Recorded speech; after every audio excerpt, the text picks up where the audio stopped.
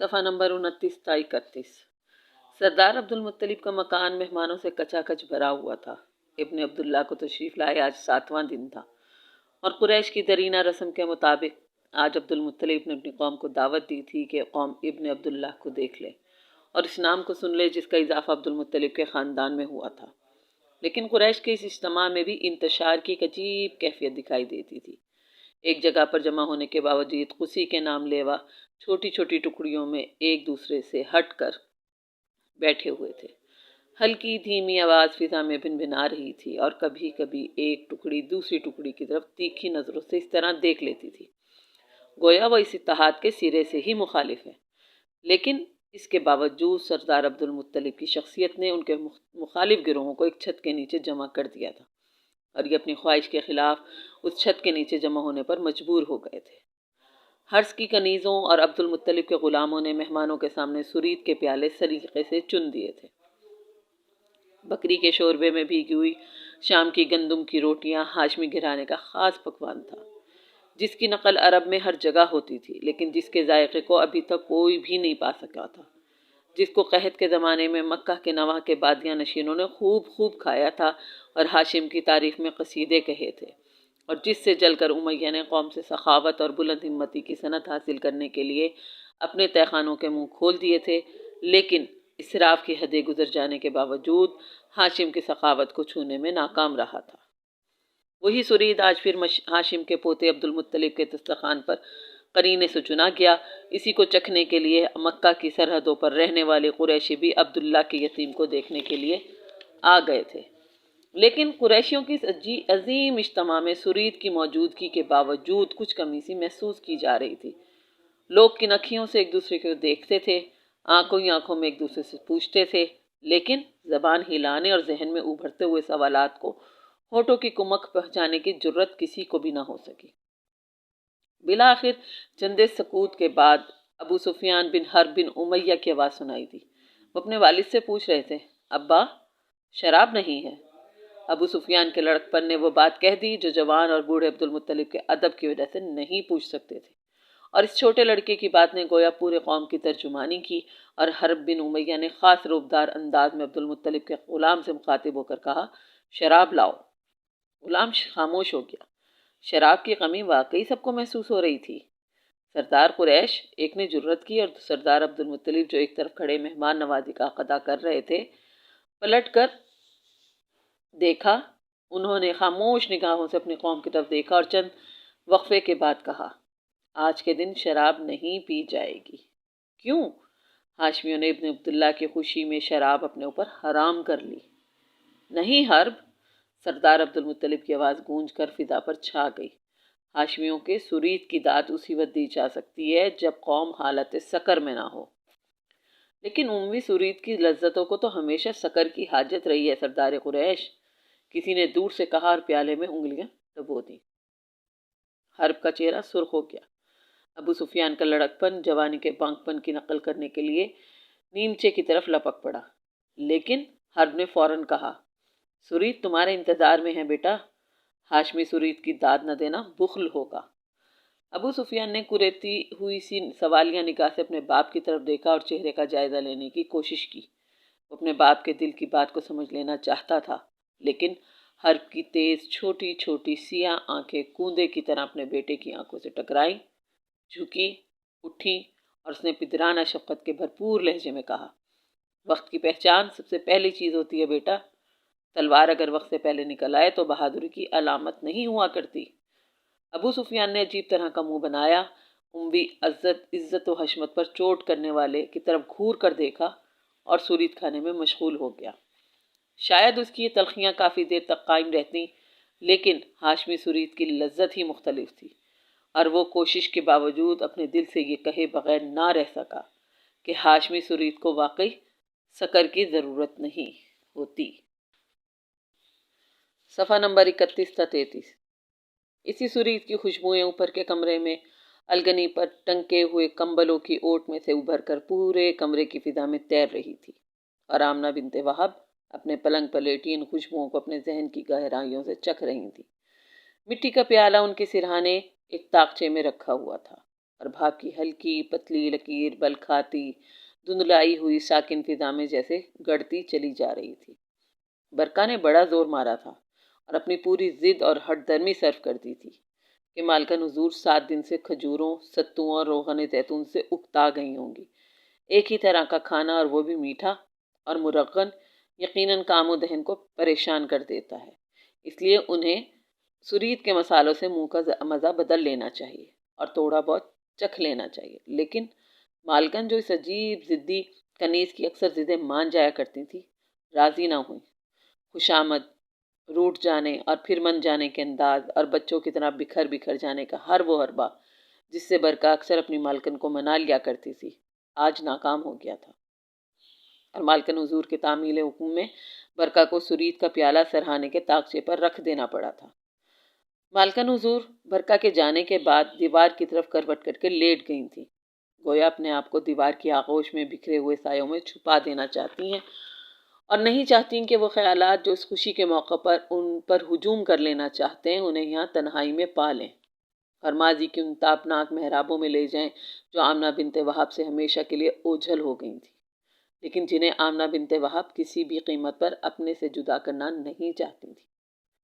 لیکن دیوار سے لپٹے ہوئے گہرے سائے اس زمین میں کوئی مدد نہ کر سکے۔ ادھر برقا نے کمرے سے قدم باہر رکھا کہ سارے خیالات ایک سیل بے پناہ کی صورت میں امنڈ آئے اور عبداللہ کی معزز و مکرم بیوہ بے حال ہو کر ان کی سطح پر تیرنے لگی۔ کیسے عجیب خیالات تھے یہ! اس چھت کے عین نیچے قریش کے سارے سردار جمع تھے۔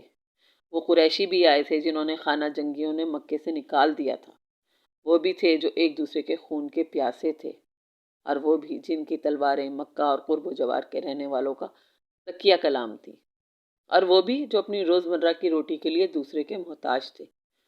اسی بھی انقلاب کا ہر نام لیوا اس چھت کے سائے میں بیٹھا تھا، لیکن وہ نہیں تھا جس کی آواز آمنہ بنت وہب کی دل کی محرابوں میں گونجتی۔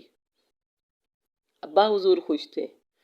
سردار عبدالمطلب کا پورا خاندان نہال ہو رہا تھا، لونڈی اور غلام بھی آزاد کیے جا رہے تھے، دعوتیں بھی دی جا رہی تھیں، سبھی کچھ اسی معمول پر چل رہا تھا جس معمول پر کہ چلنا چاہیے، اور سرید کی تیرتی بل کھاتی لپٹیں اس کا سب سے بڑا ثبوت تھی۔ لیکن جس کا نام لے کر یہ سب کچھ ہو رہا تھا وہ کہاں ہے؟ اس بارات کا دولہا کہاں ہے؟ کیوں یہ سب مل کر نہیں جاتے کہ یثرب کی خاک سے اس دولہا کو چھین کر نہیں لے آتے کہ آمنہ بنت وہب بھی ان خوشیوں میں شامل ہو سکے؟ لیکن شاید کوئی بھی نہیں جا سکے گا، شاید کیا یقیناً کوئی نہیں جا سکے گا۔ تو پھر یہ سب خوشیاں، یہ ہنگامے، یہ بارات، یہ دعوتیں، مہمانوں کی آؤ بھگت، قریشیوں کا یہ تانتا، کس لیے اور کیوں؟ کیا سب یہ عبداللہ کی موت؟ نہیں۔ آمنہ بنت وہب نے بے چینی سے کروٹ بدلی۔ دیوار کی آغوش میں سمٹے ہوئے سائے کمرے میں پھیلے ہوئے سرمئی دھندلکوں سے زیادہ پریشان کن ثابت ہو رہے تھے۔ وہ ان دھندلکوں سے پلٹ باہر آئیں، بھاگ آئیں اور ذہن پر سے ان کی یادوں کو کھرچ دینا چاہتی تھیں، توڑ کر پھینک دینا چاہتی تھیں، اور ان کی نگاہیں یکا یک پلنگ سے ذرا پرے ہٹ کر چھوٹی سی رنگین پیڑھی پر پڑی ہوئی ایک چھوٹی سی ننھی سی جان پر مرکوز ہو گئیں، جس پر باریک کتان کی اوڑھنی ڈال دی گئی تھی۔ چھوٹی چھوٹی بھچی ہوئی مٹھیاں کھلے کرتے میں نکلی ہوئی چہرے کے دونوں طرف پڑی ہوئی تھیں، ننھے ننھے گھٹنے مٹھیوں کی سیدھ میں پڑے ہوئے تھے، پیٹ تیزی سے اوپر نیچے ہو رہا تھا، اور اس سے ذرا اوپر ہٹ کر کتان کی اوڑھنی ہوا کی ہلکی ہلکی لہروں سے جز بز ہو رہی تھی۔ باقی کی جزیات کمرے کی دھندلی فضا اور اوڑھنی کے دودیا رنگ میں چھپ گئی تھیں، لیکن اس کے باوجود آمنہ بنت وہب کے تصور کی نگاہوں نے آنکھوں پر کھچی ہوئی ناک کے اوپر ملتی ہوئی بھووں کی ننھی منھی محرابوں کو دیکھا، ان محرابوں کے عین وسط میں سرخی کی لکیر کو دیکھا، اور پھر یکا یک لمحے کے چھوٹے سے حصے کے لیے انہوں نے دیکھا کہ فضائیں معمور ہو گئیں، کمرے کی دیواریں ایک ناقابل فہم انداز میں تحلیل ہو گئی تھیں، نہیں، پورا مکہ تحلیل ہو گیا۔ ابو قبیس کی سخت پتھریلی راہ گزاریں جیسے سیل نور میں بہہ گئی ہیں، پوری کائنات تحلیل ہو کر ایک عجیب ملکوتی فضا میں تبدیل ہو گئی۔ انہوں نے محسوس کیا کہ زمان و مکان کی تمام حدیں جیسے یکا یک غائب ہو گئیں، اور وہ مکان اور لا زماں کی غیر محدود وسعتوں میں تیرنے لگی ہیں۔ انہیں حیرت تھی کہ محسوس اور معلوم چیزوں کے اس فوری دیا پر انہیں کسی قسم کا ہراس محسوس نہیں ہوا، لیکن جیسے ان کی روح سے سارے غم، ساری کلفتیں، سارے رنج یک قلم مٹ گئے جو ان کے حدود کے پیدا کردہ تھے، اور وہ ان تمام ذہنی احتیاجوں سے بلند ہو گئیں جو زمان و مکان کی قیود کا لازمی نتیجہ تھی۔ صفحہ نمبر 33 تا 35۔ ان کی روح ہلکی محسوس ہوتی تھی، ایک عجیب انبساط آفریں انداز میں، ایک ایسے طریقے سے جس کا ذہنی احتساب غیر ممکن تھا، لیکن جس کو قلب و روح کی گہرائیاں محسوس کیے بغیر نہ رہ سکتی تھیں۔ لامکاں اور لازباں کے خلائے بسیط میں جس کی تشکیل غیر مادی نور سے ہوئی تھی، آمنہ بنت وہب نے وہ آوازیں سنی جو اندیکھے ہونٹوں سے نورانی فواروں کی طرح اچھلتی ہوئی محسوس ہوتی تھیں۔ انہوں نے محسوس کیا کہ کائنات کا ہر ذرہ انہیں مبارک دے رہا ہے۔ لامحدود کی عظیم اور ناقابل ادراک وسعت نغمات کے سانچے میں ڈھل کر ان کی روح کی اتھاہ گہرائیوں میں ڈوبتی چلی جا رہی ہیں۔ وہ اس نغمے کو سن رہی تھیں، ایک لامحدود سماعت کے ذریعے، ایک ناقابل فہم صفائی کے ساتھ، ابہام کے کسی بھی خطرے کے بغیر۔ یہ نغمہ گونج رہا تھا: اے وہ مبارک ماں جس نے اس ذات قدسی کو جنم دیا جس کی تعریف ہو ہی نہیں سکتی، اے احمد صلی اللہ علیہ وسلم کی ماں مبارک، اے احمد صلی اللہ علیہ وسلم کی ماں، احمد صلی اللہ علیہ وسلم، احمد صلی اللہ علیہ وسلم، احمد صلی اللہ علیہ وسلم۔ یہ نغمہ گونجتا رہا، لامحدود کی عظیم اور ناقابل ادراک وسعتیں نغمہ و نور میں ڈھل کر آمنہ بنت وہب کی روح کی اتھاہ گہرائیوں میں ڈوبتی رہیں، اور آہستہ آہستہ اس طرح جس طرح یہ کائنات ابو قبیس کی پتھریلی رہ گزاریں چاروں طرف کھنچی ہوئی دیواریں پگھل کر سیل نور میں بیتل گئی تھیں، اسی طرح آہستہ آہستہ یہ سیل نور پھر متشکل ہونے لگا۔ لامکان کی عظیم و بسیط پہنائیاں پھر زمان و مکان کے قیود میں سمٹنے لگیں۔ آمنہ بنت وہب ایک دفعہ پھر اپنے آپ کو اپنے پلنگ پر محسوس کرنے لگی، لیکن تب اور اب میں بڑا فرق تھا۔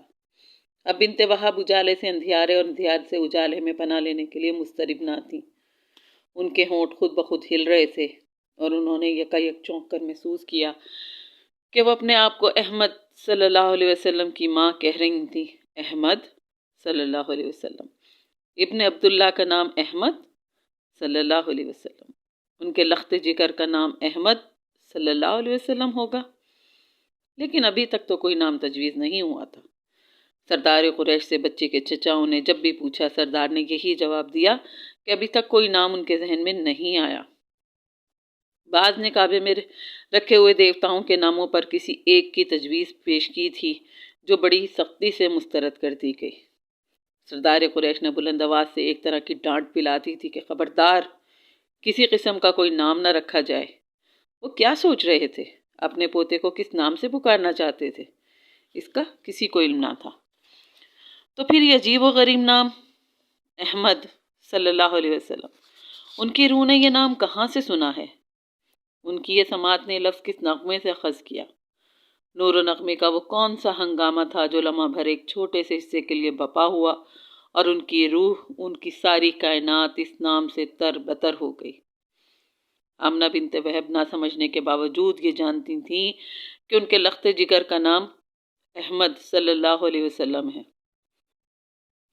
اور کمبل ذرا سا ہٹایا گیا۔ برکہ نے جھانک کر اندر دیکھا۔ مالکن اور کنیز کی نگاہیں ایک دوسرے سے ٹکرائیں۔ برکہ کے چہرے پہ مسکراہٹ پھیل گئی، اور آمنہ بنت وہب بھی مسکرا دیں۔ ایک تازگی، ایک خلوص، ایک عجیب طرح کا انبساط تھا اس مسکراہٹ میں۔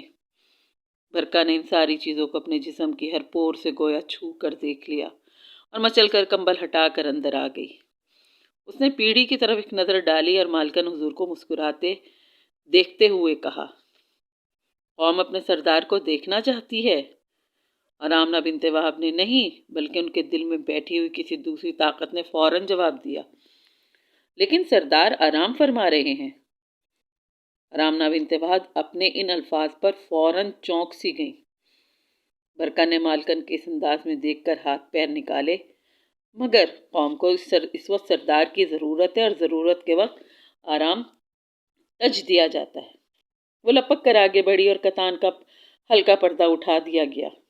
آمنہ بنت وہب نے کھلی آنکھوں سے دیکھا کہ اوڑھنی کے ہٹتے ہی کمرہ بقعہ نور بن گیا۔ وہ چونکی، انہوں نے پھر دیکھا، لیکن شاید یہ ان کا خیال تھا۔ کمرہ ویسی ہی سرمئی سایوں میں لپٹا ہوا تھا اور ابن عبداللہ گہری میٹھی نیند سو رہے تھے۔ صفحہ نمبر 35 تا 38۔ بات کیا ہے؟ انہوں نے برقع سے پوچھا۔ قریشی اپنے نئے سردار کو دیکھنا چاہتے ہیں۔ برقع پیڑھی کے پاس بیٹھ گئی۔ آقا سردار کا ارشاد ہے کہ میں ننھے حضور صلی اللہ علیہ وسلم کو نیچے لے آؤں۔ شاید نام کا اعلان ہوگا۔ شاید، مگر برقع نے مالکن کی طرف دیکھا اور پورے توجہ سے ننھے حضور صلی اللہ علیہ وسلم کو پیڑھی پر سے ہٹاتے ہوئے بولی، مگر مالکن حضور، نام تو شاید ابھی کوئی تجویز ہی نہیں ہوا۔ لیکن ننھے حضور صلی اللہ علیہ وسلم یکایک چونک گئے۔ چہرے کی سرخیوں میں گندھے ہوئے زرد روئیں یکایک کھڑے ہو گئے۔ کالی کالی چمکدار تیز آنکھیں پٹ سے کھل گئیں۔ نچلا ہونٹ بھینچا اور رونے کی آواز موتیوں کی طرح ہوا میں بکھر گئی۔ اری آرام سے برقع، ڈرا دیا تو نے تو۔ ماں کی محبت سرید کے پیالے میں سے اٹھتی ہوئی بھاپ کی طرح بل کھا کر چکرا گئی۔ نانا میرے حضور، میرے آقا، میرے مالک، نانا میری زندگی۔ برقع نے ایک سانس میں بہت کچھ کہہ دیا اور ننھے حضور صلی اللہ علیہ وسلم کو اپنے سینے سے لگا لیا۔ خوش قسمت برقع، تیری روح آسمان کی اسیری بلندیوں کو چھونے لگی ہوگی۔ ماں کے ہونٹوں پر مسکراہٹ آ گئی۔ انہوں نے بڑی شدت سے محسوس کیا کہ انہوں نے برقع کو ضرورت سے زیادہ تلخیص کے ساتھ ڈانٹا تھا۔ نام تجویز ہو گیا پگلی، انہوں نے شہد سے زیادہ میٹھے اور دودھ سے زیادہ ملائم انداز میں فرمایا، گویا گزشتہ تلخی کے نشان دھو رہی ہوں۔ تجویز ہو گیا مالکن؟ برقع نے حیرت سے پوچھا۔ وہ حیران تھی کہ اس راز میں کیوں شامل نہیں کیا گیا۔ کیا نام ہوا تجویز میرے ننھے منھے آقا صلی اللہ علیہ وسلم کا؟ حضور کی خاموشی پر برقع کو کتنا پیار آ رہا تھا۔ آمنہ بنت وہب بتا دینا چاہتی تھی لیکن رک گئیں۔ سن لینا، آقا سردار بتا دیں گے، اور وہ مسکرا دیں۔ انہیں یقین تھا کہ جس طاقت نے احمد صلی اللہ علیہ وسلم کا لفظ ان کی روح میں گھول دیا تھا، وہی طاقت آقا سردار کو مطلع کر چکی ہوگی۔ آخر سردار قریش اس سے محروم کیوں رکھے گئے ہوں گے؟ آپ نہیں بتائیں گی؟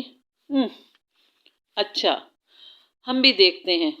عجیب کنیز تھی یہ برقع، اسے اتنا بھی احساس نہیں کہ اسے دام دے کر خریدا گیا تھا۔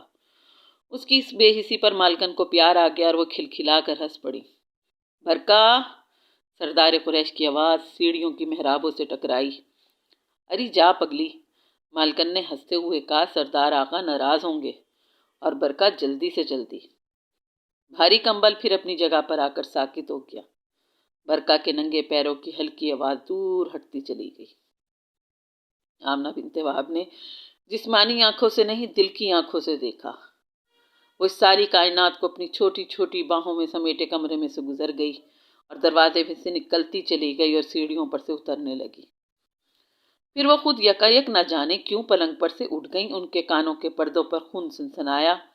انہوں نے تھوڑی دیر بیٹھ کر اپنے آپ کو سمیٹا، پھر ہاتھوں پر زور دے کر اٹھیں۔ آج 8 دن کے بعد فرش کی ٹھنڈیوں نے ان کے مقدس پیروں کو چوما تھا۔ وہ آہستہ آہستہ چلیں، قدم بقدم، ارد گرد پڑی ہوئی چیزوں کا سہارا لیتی ہوئی دروازے کے قریب آ کر رک گئی۔ نیچے سے آوازوں کا ہجوم جس تیزی سے سیڑھیوں پر چڑھ رہا تھا، آمنہ بنت وہب کی سماعت سے لپٹا جا رہا تھا۔ ننھے حضور صلی اللہ علیہ وسلم کی آمد نے مہمانوں میں تحرک سا پیدا کر دیا تھا، گویا باد بہارا کا جھونکا آیا جس نے پورا گلشن جھوم اٹھا۔ سارے مہمان برقع کے گرد جمع ہو گئے۔ دشمنوں کے شانے سے شانہ بھڑائے کھڑے تھے اور نظریں اپنی ساری کدورتیں بھول کر ایک دوسرے سے گلے مل رہی تھیں۔ ابن عبداللہ صلی اللہ علیہ وسلم کی چمکدار سیاہ آنکھیں، ستواں ناک، خوبصورت دہانہ اور حسین مخروطی تھوڑی ان ساری نظروں کو گلے ملا رہی تھیں۔ سب نے تعریف کی۔ قریشیوں کے مخصوص حسن کی داد بڑی فراخ دلی سے دی گئی۔ چمکدار آنکھوں اور ناک سے اوپر ملتی ہوئی بھووں کی محراب کو خوب سراہا گیا، لیکن اس ہجوم نظر اور ہجوم الفاظ کے باوجود ابن عبداللہ اسی طرح برقع کی آغوش میں پڑے آہستہ آہستہ آنکھیں جھپکتے رہے۔ اس شور، نظروں کے اجتماع اور کئی انگلیوں کے اس لمس کے باوجود اس حسین ننھے چہرے پر کوئی تبدیلی رونما نہیں ہوئی۔ بالآخر سردار قریش کے ہاتھ بڑھے، انہوں نے اپنی دولت کو برقع کے ہاتھوں پر سے اٹھا لیا اور اپنے چوڑے سینے سے لگا لیا۔ ایک عجیب سکون، ایک عجیب فرحت بوڑھی رگوں میں تیرنے لگی اور وہ نہ جانے کیوں کھڑکی کی طرف گھوم گئے۔ صفحہ نمبر 38 تا 40۔ وہ خود نہیں جانتے تھے کہ وہ کھڑکی سے باہر کیا دیکھ رہے ہیں۔ دور ابو قبیس کی بلندیوں پر سڑکیں مل کر جدا ہو رہی تھیں۔ اس کے نیچے مکے کا چوک تھا۔ اسی چوک پر ایک صبح عبداللہ نے اپنے کھجور سے لدے ہوئے اونٹوں کی مہار تھامی تھی اور مٹیالی سڑک پر جا کر اس کی بلندیوں کے اس طرف نیچے اتر گئے تھے۔ ہر روز قافلے ان سڑکوں پر چڑھتے اور پھر دوسری طرف اتر جاتے ہیں، لیکن اکثر یہ ہوتا ہے کہ یہ قافلے کچھ دن بعد اسی بلندی پر پھر نظر آتے اور اتر کر چوک میں آ جاتے ہیں۔ شاید سردار قریش اسی کو دیکھنے کے لیے گھومے تھے۔ شاید انہیں امید تھی کہ کوئی قافلہ بھی ابو قبیس کی بلندیوں پر دکھائی دے گا، ڈھلوان سڑک پر چل کر نیچے اترے گا اور پھر مسافر بھاگتا ہوا آئے گا، دروازہ کھل جائے گا، سیڑھیاں قطع ہو جائیں گی اور نومولود بچہ کسی کے سینے سے لگ کر باپ کی شفقت کے ٹھنڈے میٹھے سایوں میں سمٹ کر سو جائے گا۔ شاید یہی وجہ تھی کہ سردار قریش کے سامنے پہاڑیاں پگھلنے لگیں۔ دوپہر کی چمکیلی دھوپ کے پگھلے ہوئے کچے سونے میں نہائی ہوئی پہاڑیوں کو جیسے جھرجھری آ گئی، کیونکہ خود سردار قریش کی آنکھوں میں آنسو کانپ اٹھے تھے۔ ہم اپنے بھتیجے کو کس نام سے پکاریں سردار قریش؟ کافی انتظار کے بعد ایک نے کہا۔ سردار نے جیسے خواب سے بیدار ہو کر پوچھا، نام؟ اور افسردہ خیالات مکڑی کے جالوں کی طرح کٹ کٹ کے ذہن کی محرابوں میں سمٹنے لگے۔ آنکھوں کا پانی پلکوں کی جڑوں میں جذب ہونے لگا اور انہوں نے دھوپ میں نہائی ہوئی اونچی نیچی پہاڑیوں کی طرف ایک دفعہ پھر دیکھا۔ آمنہ بنت وہب سردار قریش کا جواب سننے کے لیے ہمتاً گوش ہو گئیں۔ کھڑکی کے سامنے پھیلی ہوئی پہاڑیاں نئی نہ تھیں۔ سردار قریش نے صرف دیکھا ہی نہیں، اپنے پیروں سے چھوا اور ان کے اکثر سنگریزوں کو کچلا اور ٹکرایا بھی تھا۔ لیکن آج ان کی بلندی اور پستی، ان کا ناہموار پھیلاؤ عجیب معلوم ہوتا تھا۔ ایسا معلوم ہوتا تھا کہ کہیں سے نیچی اور کہیں سے اونچی پہاڑیاں محض بے جان، بے روح مٹی اور پتھر کے ڈھیر نہیں، ایک زندہ اور جاندار لفظ ہیں جنہیں قدرت نے روز اول سے مکہ کے سینے پر لکھ دیا تھا۔ اس سے پہلے سردار قریش نے اس لفظ کی طرف دھیان نہیں دیا، انہوں نے کبھی سے پڑھنے کی ضرورت ہی محسوس نہیں کی، لیکن آج اس سوال نے کہ ہم اپنے بھتیجوں کو کس نام سے پکاریں، سردار قریش کو اس لفظ کو پڑھنے پہ مجبور کر دیا تھا۔ انہوں نے اس لفظ کو صاف پڑھا اور صاف الفاظ میں سنا دیا، محمد صلی اللہ علیہ وسلم۔ انہوں نے کہا، تم اپنے بھتیجے کو محمد صلی اللہ علیہ وسلم کے نام سے پکارو گے، اور آمنہ کا دل بلیوں اچھلنے لگا۔ اور محمد صلی اللہ علیہ وسلم اور احمد صلی اللہ علیہ وسلم ایک لفظ کے دو پہلو۔ تو سردار قریش نے بھی وہ ملکوتی نغمہ سن لیا اور اس سے یہ نام اخذ کر لیا۔ آمنہ بنت وہب کو اب یقین ہو گیا تھا کہ انہوں نے غلط نہیں سنا، محمد صلی اللہ علیہ وسلم۔ حرب بن امیہ نے حیران ہو کر پوچھا، کیا عبداللہ کی یتیم کو محمد کے نام سے پکارا جائے گا؟ صلی اللہ علیہ وسلم۔ حضرت آمنہ نے ان باتوں کو سننے کی ضرورت محسوس نہ کی اور پلٹ گئیں۔ ہاں، سردار قریش نے ایک انداز تفاخر سے کہا، میرے پوتے اور میرے 9 بیٹوں کے بھتیجے کا نام محمد صلی اللہ علیہ وسلم ہے۔ حرب بن امیہ، تم حیران کیوں ہو رہے ہو؟ حرب اپنے لفظوں کے صحیح معنوں میں اب سمجھ سکا تھا کہ اس نے پردہ ڈالا۔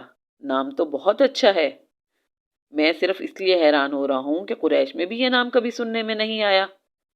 قریش میں ہی نہیں، ہر پورے عرب میں کہو، مکہ کے سینے میں یہ نام صدیوں اور قرنوں سے امانت کے طور پہ محفوظ تھا۔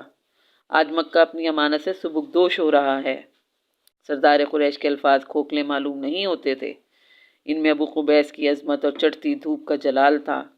حرب بن امیہ اور دوسرے قریشی اس سے مرعوب ہو کر رہ گئے۔ لیکن ہر نے اپنی ڈوبتی نبضوں کو ہنسی کا سہارا دیا۔ سردار کی اس محبت پر قریش کو فخر ہے، اس نے کہا اور بات ختم کر دی۔ اوپر کے کمرے میں آمنہ بنت وہاب کو شیر گرم سرید میں بڑا لطف آ رہا تھا۔ وہ اپنے عبداللہ کے خوشی میں پوری طرح شریک ہو رہی تھیں اور انہیں نہ جانے کیسے یہ پورا یقین ہو چکا تھا کہ یثرب کی مٹی زیادہ دیر تک اپنی امانت کی حفاظت نہیں کر سکی، اور عبداللہ موت کے پردے کو چیر کر اس عظیم خوشی میں شریک ہونے کے لیے آ گئے ہیں۔ وہ پوری شدت، پورے خلوص اور پوری سچائی سے محسوس کر رہی تھیں کہ سرید کے پیالے میں تنہا ان کی انگلیاں ڈوب ڈوب کر نہیں ابھرتی، بلکہ ان کے سرتاج ان کے ساتھ ہیں، اور کیوں نہ ہوتے، ان کے اکلوتے کا پہلا جشن تھا، وہ یثرب میں کیسے رک سکتے تھے؟